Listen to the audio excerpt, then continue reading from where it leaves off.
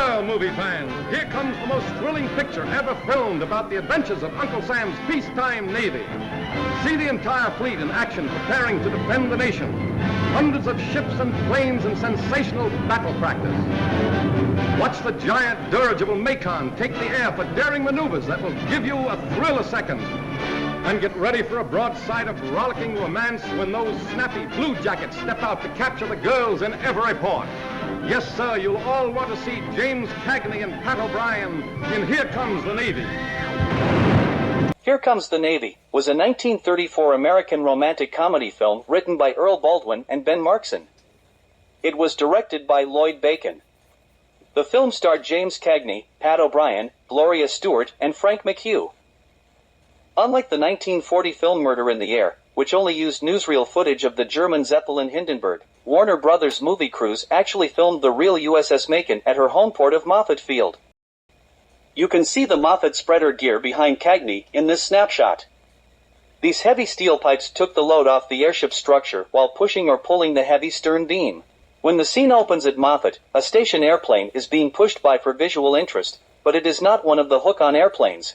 You can also see the only blimp at the station, the J-4, at the opposite end of the hangar. By the time the muster scene was framed up, that station airplane had been replaced by one of the F-9C2 Sparrowhawks, parked outside for visual interest in this scene in which several members of the Macon's crew were used as extras. One can see the Sparrowhawk had by that time been revised to comply with fleet directives to remove the man on the flying trapeze insignia and to paint out the red, white, and blue tails. Bureau number 9057 was not aboard Macon when she sank with 4 of her airplanes, but 9057 was later scrapped anyway. Actor Robert Barrat played the Macon's captain, Commander Denny. The role in his portrayal reading orders was certainly inspired by the Real Z.R.S. skipper Commander Alger Dressel, the only officer who had commanded the Los Angeles, the Akron, and the Macon. The more well-known Rosendahl had a completely different style, and real Macon's skipper Wiley's voice was higher-pitched. Barrett's costume is complete with the silk scarf many airship men wore, owing to the surplus of silk around Lakehurst's parachute rigging school. Leave quarters.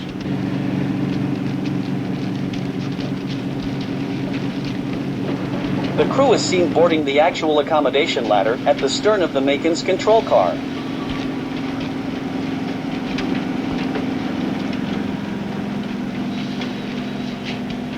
James Cagney is the obvious choice to flip up the tow guard and help raise the ladder. This is strictly for show, since the audience could see the ladder is still deployed during the undocking.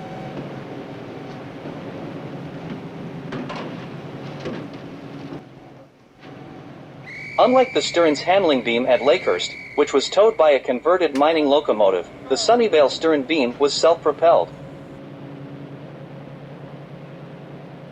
Likewise, the 70-foot-tall mooring mast, 60 feet on a side, was powered by an 8-cylinder motor.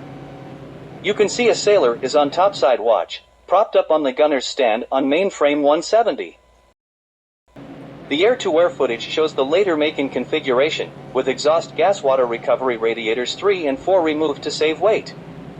These flybys also reveal some topside details that are not explained in the literature. The camera would have been mounted in the open aft cockpit of a 2-seat biplane. Navy cameraman George Carroll shot quite a bit of footage this way, also making several flights on the Macon himself. Recording sound for motion pictures required at least one additional man and was not practical to take aboard an open cockpit biplane. The sound heard on the movie's track does not change with the camera position, so was certainly dubbed later. The sound is not very authentic, compared with actual sound of the Akron's Maybach engines and drive trains recorded at Lakehurst. While the script stated she was headed for Los Angeles for Navy Day, the Macon was actually operating out of Sunnyvale, giving newsreel men thrilling demonstrations of her hook-on airplane scouts and spy basket that day. Tying up the real dirigible to recreate the tragic failure was out of the question, but the Navy did allow the crew to film around the actual mooring mast at Camp Kearney near San Diego. Note the crowd of men on the mast contrasting with the actual newsreel footage of the USS Akron's 1932 approach. After leaving Sunnyvale, the film company had no more contact with the real USS Macon. The filmmakers had sought to capitalize on the drama of the deadly bungled mooring that had transpired during the USS Akron's first West Coast trip 2 years earlier. Following the script, a mooring station set was constructed, featuring a fantasy slide-up hatch nothing like an actual bow-folding egress. Just like the 1975 film Hindenburg, directed by Robert Wise, a nearly full-size bridge set was constructed for Here Comes the Navy. Apparently, this 1934 set was retained by Warner Brothers and reused for the Airship in their 1940 film Murder in the Air, starring future President Ronald Reagan. The box girder structure is approximated and many details were well duplicated. It was obviously difficult to match the set floor angle with the projection image level. The story called for a noseline to be dropped and picked up by ground crewmen, but the skinny rope used was nothing like the actual yaw hawsers or the mooring cable. The screenplay has wind gusts causing the airship to be thrust upward suddenly, with Pat O'Brien's character too loosely trained to let go when his feet left the ground. This sets up the rescue by Cagney's character, while no one in the audience is supposed to wonder why they just don't pull the line back into the airship. The company employed the local Los Angeles Goodyear blimp, probably the Resolute, to suspend a mannequin standing in for Pat O'Brien's character. The non-rigid airship's distinctive thin shadow can be seen on the ground. The set of the corridor in which James Cagney walks along decked out with an aviation parachute and harness is pure fantasy. However, the fanny pack chute, actually the innovation of one of the hook-on pilots, saved many an aviator later in World War II. There would be even more real and dramatized dangers of seemingly uncontrollable airships that dared not vent expensive helium. Like a bull. Just got a flash. There's a dirigible flying over the airport with a guy hanging from a rope. Let's see, Jim. I still want to know what... Listen, Chief, an oil company blimp attempting to land at Metropolis Airfield in a high wind pulled 11 men aloft, clinging to the landing ropes. 10 dropped off safely, but one man is still hanging to a rope while the blimp cruises at 1,000 feet above the field, unable to land. More to follow.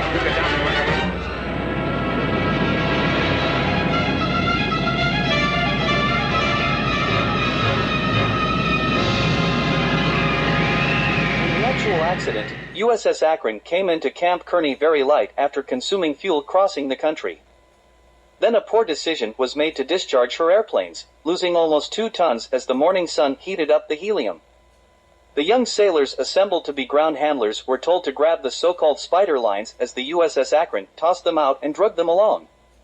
Instead, in their astonishment at seeing the huge ship for the first time, no one grabbed the lines and the Akron had to go around for another try. Handling chiefs shouted admonishment and demanded the sailors grab and hold on to the lines the next time. On the second try, the sailors dutifully grabbed the toggles and held. Then someone on the bridge mistakenly dropped tons of aft water ballast instead of slightly valving gas. Now in danger of snapping its mooring cable, the order was given to let go as the mooring cable was cut. No one heard the order back aft, and the admonished sailors desperately tried to keep the stern from rising. Some dropped off with injuries, but 3 were determined to follow orders to hang on.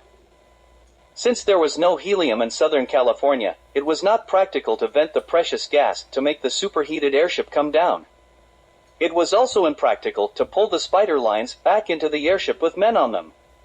Skipper Rosendahl vented as much irreplaceable helium as he dared, but eventually newsreel cameras recorded the horrifying drama as Harold Edsel, and then Nigel Henton, lost their grip and plummeted flailing into the dusty ground. Sailor Bud Cowart managed to stand on his toggle and thereby support his weight indefinitely while the Akron's crew struggled to haul him in. The accident created the public perception that the helium airship was uncontrollably deadly. Without anyone asking why we could not have as much helium as we needed anywhere we needed it, the public was introduced to the airship that can't come down. Here Comes the Navy writers created a version that had a happier ending, but the 1934 release remains one of the very few movies that went to the trouble to include real rigid airships flying at the time.